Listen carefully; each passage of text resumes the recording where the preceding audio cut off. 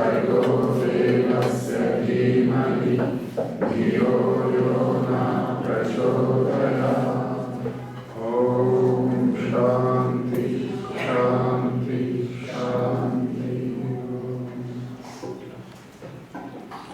आदर एवं सम्मान के योग्य श्रद्धेय बहन प्रिंसिपल मैडम जी और हमारी अन्य सभी बहनें और अध्यापकों के रूप में हमारे उपस्थित सभी सज्जन, परमपिता परमेश्वर ने जब इस संसार की रचना की तो सबसे पहले जो स्थूल जगत है, पत्थर, पहाड़, धरती, आसमान, सूर्य, चांद, जो भी निर्जीव जगत है, इनएनिमेट प्लांट जिसको बोलते हैं, उसकी रचना की। दूसरे स्तर पे फिर सारे का सारा वनस्पति जगत की रचना की। तीसरे स्तर पे प्राणी जगत की रचना की और चौथे स्तर पे सबसे अंत में मनुष्य की रचना की। मनुष्य सबसे अंतिम कृति है परमेश्वर की सृष्टि रचना के क्रम में। क्यों है ऐसा? क्योंकि सारा संसार जिसके लिए होता है उसको सबसे बाद में लाया जाता है। जैसे यहाँ एक बहुत बड़ी जनसभा होनी हो प्रधानमंत्री की, तो प्रधानमंत्री सबसे पहले आएंगे या सबसे बाद में? सबसे बाद में आएंगे। पहले काउंसलर आएगा चंडीगढ़ का लोकल, फिर एमएलए आएगा, फिर एमपी आएगा, फिर कोई और आएगा, फिर अधिकारी आएंगे, फिर उस स्टेट का चीफ मिनिस्टर आएगा और अंत में प्रधानमंत्री आएगा। और जब जाना होगा तो सबसे पहले कौन जाएगा? जो सबसे अंत में आया, प्रधानमंत्री। चूंकि इंसान इस सृष्टि का प्रधानमंत्री है और परमपिता परमेश्वर राष्ट्रपति है, ऐसा मानकर तो सारी सृष्टि जो है वो केवल और केवल दो कारणों से बनाई है परमेश्वर ने। बाकी जो पशु जगत है, बाकी जो और प्राणी जगत है, उनके तो कर्म फल के भोग के लिए, और जीवात्मा जो इंसानों के रूप में आई हुई है उनकी आध्यात्मिक उन्नति के लिए, आत्मिक उन्नति के लिए। एक आदमी आत्मिक पतन करके दुनिया की चीजें इकट्ठी कर लेता है तो लोग कहते हैं ये कुछ नहीं है, बेकार है, ये इसका जो जितनी महलों की ऊंचाई दिखती है ना, ये इतना ही नीचे गर्त में डूबा हुआ है। और एक आदमी बहुत तपस्या का, नियम संयम और आध्यात्मिक जीवन जीते हुए झोपड़ी में भी रह रहा है तो राजा भी आकर के उसके चरणों में सिर नवा देता है। क्यों? कि वो आत्मिक रूप से अधिक उन्नत है, उसकी आत्मा अधिक उन्नति को प्राप्त है।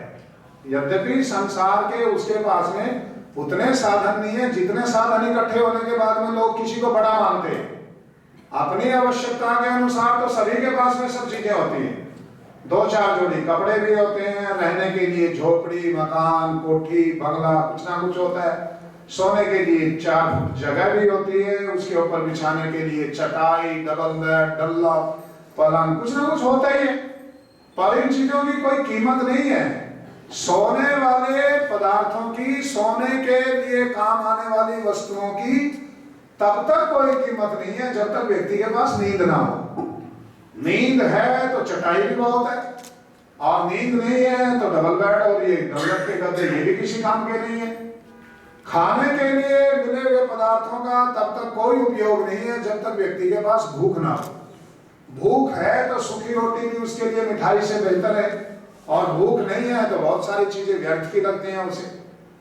फोर्ड नाम का कार बनाने का जो अमेरिका में बहुत बड़ा व्यापारी था, उसने अपनी जीवनी में लिखा, भाई वैसे तो क्रिश्चियनिटी के अनुसार पुनर्जन्म होता नहीं, हो जाए तो मैं मर के दोबारा फोर्ड नहीं बनना चाहूंगा, फोर्ड की फैक्ट्री में काम करने वाला मजदूर बनना चाहूंगा। वो क्यों? कि मजदूर एक पाव ब्रेड और एक पाव मक्खन रोज खा जाते हैं, मेरे लिए थोड़ा सा दाल का पानी है और 2 सूखे बिस्कुट या कोई ब्रेड का टुकड़ा, मैं कुछ खा ही नहीं सकता। तो संसार में धनवान कौन है? धनवान वो है जो संसार के पदार्थों से सुख पैदा करने की विद्या जानता है, और जो संसार के पदार्थों से सुख पैदा करने की विद्या नहीं जानता, तो वो व्यक्ति तो बहुत गरीब है। मान लो किसी के पास में 100 एकड़ जमीन है, और 100 एकड़ जमीन होने के पश्चात भी वो खेती करना नहीं जानता, तो कितना अनाज आएगा उसके घर में? 1 ग्राम भी गेहूं नहीं आएगा। कोई और बोने को तैयार नहीं, उसको खेती करनी आती नहीं। और जो व्यक्ति 1 एकड़ जमीन का मालिक है, खेती करना जानता है, तो 50 मन गेहूं, 50 मन धान उसके घर में आएंगे। साधन कितने हैं? इट डजंट मैटर और it makes no difference in your life. साधनों की कोई बहुत ज्यादा अहमियत इतनी है नहीं। साधनों से सुख पैदा करने की कला आप जानते हैं या नहीं जानते, इट मेक्स डिफरेंस। इससे अंतर पड़ता है। तो बहुत सारे दुनिया में सुसाइड करते हैं, आत्महत्या करते हैं बहुत सारे लोग। कौन है उनमें? गरीब तो 2-5% है, और गरीब भी वो आत्महत्या करेगा जो अमीर बनने के चक्कर में गरीब हो गया। वैसे गरीब है वो। कभी आपने कभी खबर सुनी हो रिक्शा वाले ने आत्महत्या करने के लिए ट्रक के नीचे रिक्शा दे दी? आज तक कोई खबर नहीं आई। भीख मांगते हुए भिखारी ने रेल के नीचे आकर के अपनी आत्महत्या नहीं।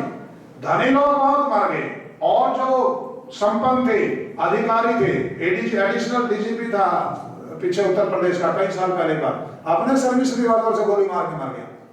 क्यों? एक केस में वो धरा जाने वाला था, उसने कहा जेल में जाने से अच्छा गोली मार के मर गया। कोई एडीजीपी का कोई छोटा पद होता है? एडिशनल डीजीपी एक सीएम के बाद में दूसरा एक बहुत बड़ा पद है।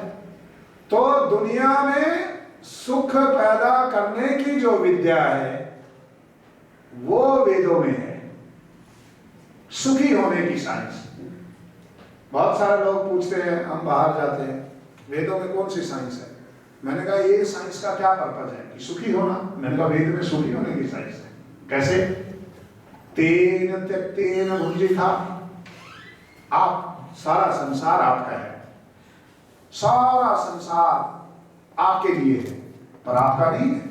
Nothing belongs to you but everything is for you. Nothing, this building belongs not to you, road belongs not to you, आपका house belongs not to you, it is for you. आप सोचते हैं कि 785 में मैं रह रहा हूं, तुमसे पहले भी रह रहे थे, तुमसे बाद में भी रहेंगे। और एक सर्टन पीरियड है, टाइम है, उसके लिए आप रहिए, अपना काम करिए और जाइए। तो ये संसार जो है एक नदी के पुल की तरह है। Cross over it but don't try to make a castle. इसको पार करिए, पार करने के बाद में फिर आप जाइए आपने आगे जहां जाना है। पर यहां महल बनाने के चक्कर में रहेंगे तो सब गड़बड़ हो जाएगा। तो सबसे अंतिम जो रचना है परमेश्वर की वो मनुष्य है। और सबसे पहले जब प्रलय होती है तो सबसे पहले कौन चलता है? मनुष्य। उसके बाद में प्राणी जगत, उसके बाद में वनस्पति जगत, फिर सारा स्थूल जगत। ऐसा क्यों? क्योंकि मनुष्य ही संसार में सबसे प्रमुख प्राणी है। इसीलिए सारे धर्म ग्रंथ, सारी वाणी, सारे गुरुओं के उपदेश, सारी शिक्षाएं, सारे संविधान की धाराएं सब मनुष्य के लिए, एक भी जानवरों के लिए नहीं। आप देखो दुनिया में कोई धर्म ग्रंथ जानवरों के लिए लिखा गया? कोई संविधान आज तक किसी ने जानवरों के लिए लिखा गया? कोई पुलिस स्टेशन कोई कोर्ट जानवरों के मुकदमों का फैसला करने के लिए कहीं नहीं। सब कुछ मनुष्य के लिए है। क्यों? अच्छा करने की उम्मीद भी इसी से है और बुरा होने की उम्मीद भी इसी से है। जानवर न अच्छा कर सकते और न बुरा कर सकते। गधा गधेपन से नीचे नहीं गिर सकता और गधा गधेपन से ऊपर भी नहीं उठ सकता। कुत्ता कुत्तेपन से नीचे भी नहीं जा सकता और कुत्ता कुत्तेपन से ऊपर भी नहीं उठ सकता। इंसान नीचे गिरे तो शैतान हो जाता है, ऊपर उठे तो भगवान हो जाता है। इंसान के सामने संभावनाएं हैं 3। कुछ लोग इंसान को भगवान, रामचंद्र जी महाराज ने ऐसा जीवन जिया, हम उनको कहते हैं वो भगवान है। श्री कृष्ण जी महाराज ने ऐसा जीवन जिया, हम कहते हैं भगवान है। श्री कृष्ण के समय में काम करने वाले लोग दुर्योधन को हम कहते हैं शैतान है। रावण श्री रामचंद्र जी महाराज के समय जीने वाला व्यक्ति है, हम उसको कहते हैं वो शैतान है। एक व्यक्ति शैतान है, एक व्यक्ति इंसान है, एक व्यक्ति भगवान है। वो क्यों है? क्योंकि मनुष्य के सामने 3 ऑप्शन है, 3 विकल्प है। पशुओं के सामने कोई विकल्प नहीं। वहां तो बंधा बताया जीवन जीना, गधा पैदा होगा और गधा ही मरेगा। इंसान भिखारी पैदा हो सकता है, मरते समय राजा भी हो सकता है। इंसान पैदा होते समय राजा हो सकता है, मरते समय भिखारी भी हो सकता है। इंसान का सामने अनंत आकाश खुला है। तो वो शैतान कब होता है? जब परम पिता परमेश्वर के बनाए हुए नियमों के विपरीत जाता है। और वो भगवान कब कहलाता है? जब परम पिता परमेश्वर के बनाए हुए नियमों का पालन करता है, और जो थोड़ा सा इधर है, थोड़ा सा इधर है, वो सामान्य जीवन जी करके चला जाता है। तो मैं आपको एक जो आज विशेष बात है कहने के लिए, अभी आपका बहुत कीमती समय दे रहे हैं। आप लोगों ने जाना, घर जाना, बच्चों को खाना खिलाना, स्वयं भी खाना, सुबह से काम पे लगे हैं। मैं एक बात कहने के लिए आज आपका समय लिया। आज हम यहाँ हैं, हम यहाँ का मतलब इस संसार में है। क्यों है? वाई भी आ रही है। क्यों है हम यहाँ? क्योंकि हमें जो करना चाहिए था वो करने से चूक गए पिछले जन्म में, इसलिए हम यहाँ जन्म लेना पड़ा। पिछले जन्म में जो हमें करना चाहिए था वो हम नहीं कर पाए, इसलिए वो करने के लिए अब जन्म लिया। इस जन्म में भी यदि वो नहीं कर पाएंगे फिर दोबारा आना पड़ेगा। 1000 जन्म बाद, 1 लाख जन्म बाद, 1 लाख करोड़ जन्म बाद करना वही पड़ेगा जिसके करने का आदेश हमें वेदों ने दिया है। वो करेंगे तो इस जन्म मृत्यु के चक्कर से पीछा छूटेगा, नहीं करेंगे तो साइकिल चलता रहेगा। तो मनुष्य एक ऐसा प्राणी है जिसके लिए सृष्टि के आदि में परम पिता परमेश्वर ने 4 वेदों का उपदेश दिया और उसमें कहा कि आपने कैसे संसार में रहना है, क्या करना है, किसके साथ में कैसा संबंध स्थापित करना है, कैसे व्यवहार करना है, किन चीजों के ऊपर आपका आधिपत्य है और किन के ऊपर नहीं है, कहां आपने कितना ध्यान देना है, किस वस्तु को कितना समय देना है, किसको नहीं देना है, वो सारी शिक्षाएं उनमें है। अब आप कहेंगे कि 4 वेद कैसे पढ़े? हम तो यहाँ अध्यापक हैं, घर परिवार भी संभालना होता है, तो 4 वेदों में तो 20,000 से ज्यादा मंत्र हैं, हजारों पृष्ठ है, कैसे पढ़े? थोड़े गया जी। आप सत्यार्थ प्रकाश के 500 पृष्ठ पढ़ लीजिए। 500 पृष्ठों में वेदों का, शास्त्रों का, दर्शनों का, उपनिषदों का, गीता, रामायण, महाभारत का सभी का सार है, सभी का। और एक बात और बताता हूं मैं आपको, आप यदि फिजिक्स के ऊपर कोई बहुत बड़ा यदि कोई डिस्कशन शुरू हो जाए, डिबेट शुरू हो जाए, तो प्रमाणभूत कौन है उसमें? Who is the authority? Professor, teacher और स्टूडेंट? कौन अथॉरिटी है? कौन है अथॉरिटी उसमें? प्रोफेसर या एक ऑर्डिनरी टीचर और या एक स्टूडेंट? अथॉरिटी कौन है? प्रोफेसर, क्योंकि वो he knows more than us। उसने बहुत he has devoted his life, क्योंकि वो सारा कुछ अपना जीवन उसके प्रति समर्पित किया। ऐसे धर्म में, अध्यात्म में हम प्रमाण नहीं है, ना प्रमाण है। बनने की कोशिश करते हैं, बोलता है मेरी आस्था है, हमारा वो है, हमारी श्रद्धा है, हमारी भावना है। वो तो एक बहुत मतलब चाइल्डिश, ये तो बहुत छोटी छोटी बातें होती है।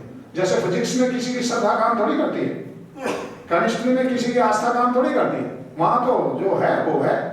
ऐसे मैथमेटिक्स में किसी की आस्था थोड़ी काम करती है। एक ने कहा 2 2 9, एक ने कहा 2 2 4, तो एक ने कहा 2 2 9 में मेरी श्रद्धा है, मेरी आस्था है, मैं तो इसमें, पर वो तो लिखोगे तो फेल हो जाओगे, वहां आस्था काम नहीं करती।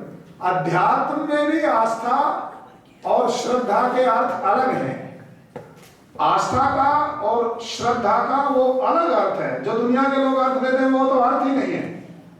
आस्था का अर्थ है असमंता, from every side, from everywhere, being stilled, खुंटे की तरह गड़ जाना, स्थागति निवृत्तो, आ स्था का मतलब बीइंग स्टिल्ड, बस एक जगह जैसे खूंटा गड़ जाता है वैसे पता करके ज्ञान पूर्वक पूरा विद्वानों के, ऋषियों के, दर्शनों के, वेदों के सानिध्य में रह करके निश्चय कर लेना, निश्चय करके और फिर एक जगह ठहर जाना, उसका नाम है आस्था। श्रद्धा का नाम है श्रद्ध सत्यम ददाति, सत्य के साथ में बंध करके जीवन जीना, इसका नाम है श्रद्धा। जो सत्य तक पहुंचा दे वो है श्रद्धा, और जो हमारे जीवन को स्थिर कर दे वो है आस्था। तो जो संसार में, अध्यात्म में, धर्म में और इस आध्यात्मिक दुनिया में कौन प्रमाण है? स्वयं परम पिता परमेश्वर प्रमाण, उससे नहीं पूछ सकते तो उसके द्वारा बनाए गए 4 वेद प्रमाण, चारों वेद नहीं पढ़ सकते तो ऋषियों के द्वारा समाधि में बैठ करके लिखे गए ग्रंथ प्रमाण वो भी नहीं पढ़ सकते, तो उन ग्रंथों को पढ़ करके, वेदादि सत्य शाश्वत शास्त्रों को पढ़ करके जो विद्वान तपस्या करके अनेकों वर्ष इस पर अपने लगा करके जो फिर सत्संग प्रवचन इत्यादि में बताते हैं, फिर वो प्रमाण। हम प्रमाण नहीं है, विद्यार्थी आपके सामने प्रमाण नहीं है, विद्यार्थी के सामने आप प्रमाण हैं। तो ये जो जीवन मिला है, ये जीवन कहीं पहुंचने के लिए मिला है, बाकी तो सब साधन है, साध्य अलग है। जैसे आप घर से आए थे सवेरे, सवेरे आपको घर से आने की बहुत जल्दी थी, अब यहां से घर जाने की जल्दी हो रही है। जहां आप 1 मिनट नहीं रुकना चाह रहे थे, यहां पहुंचना चाह रहे थे, अब यहां 1 मिनट नहीं रुकना चाह रहे, अब वापस घर जाना चाह रहे हैं। क्यों? सवेरे आपका मंजिल ये थी, अब आपकी डेस्टिनेशन वापस आपका घर।